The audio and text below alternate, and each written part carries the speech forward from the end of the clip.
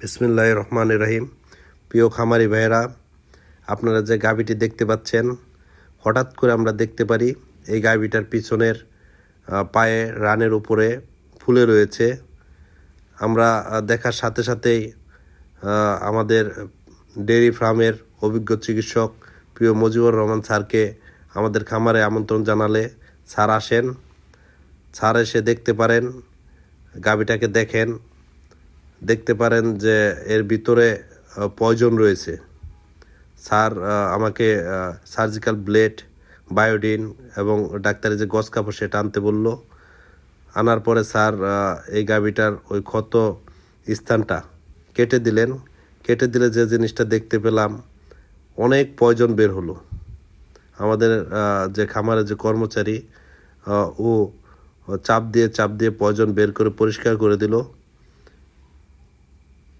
আপনারা দেখতে পাচ্ছেন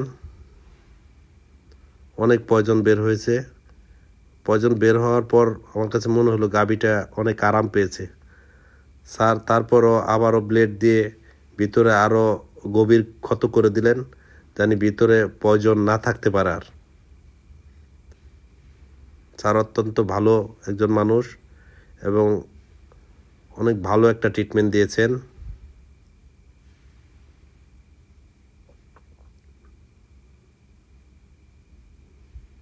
আপনারা দেখতে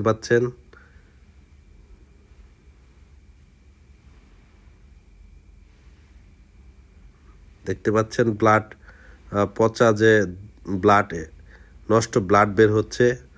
একটা জিনিস লক্ষ্য রাখবেন, রানের কখনো ব্লাড আসে না। যদি কখনো রানে ব্লাড আসে তাহলে বুঝতে হবে যে সেখানে ইনফেকশন হয়েছে। মাংস থেকে কখনো ব্লাড আসে না, এটা সকলকে লক্ষ্য রাখতে হবে। কিন্তু ঘাবড়াবেন না, এরকম কিছু হলে ঘাবড়ানোর কোনো প্রয়োজন নেই। এখন পয়জন বের হওয়া শেষ হয়ে গেলে স্যার যে ডাক্তারি যে গজ কাপড় আছে, সেই গজ কাপড়টা বায়োডিন দিয়ে ভালোভাবে ভিজিয়ে নিয়ে সেই ক্ষত স্থানে এই গজ কাপড় ভরে দিলেন। কাটা দিয়ে গজ কাপড় ভিতরে দিলেন। আমি খুব অবাক হয়ে গেলাম, এটার ভিতরে প্রায় 3টা গছের বান্ডেল স্যার ভিতরে ঢুকিয়েছেন এবং স্যার আমাদেরকে বলেছেন যে এটা অবশ্যই পরপর 5 দিন ড্রেসিং করতে হবে। প্রতিদিন যে গজ কাপড়গুলি ভিতরে দিয়েছেন ওই গজ কাপড় বের করতে হবে, আবার নতুন করে বায়োডিন দিয়ে ভিজিয়ে গজ কাপড় ভিতরে দিয়ে দিতে হবে।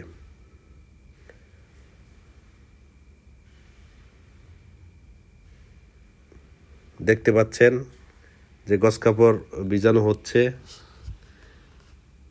এখন দেখেন গজ ভিতরে দিয়ে দিতেছে স্যাপ্রনের সাহায্যে, হাতের সাহায্যে।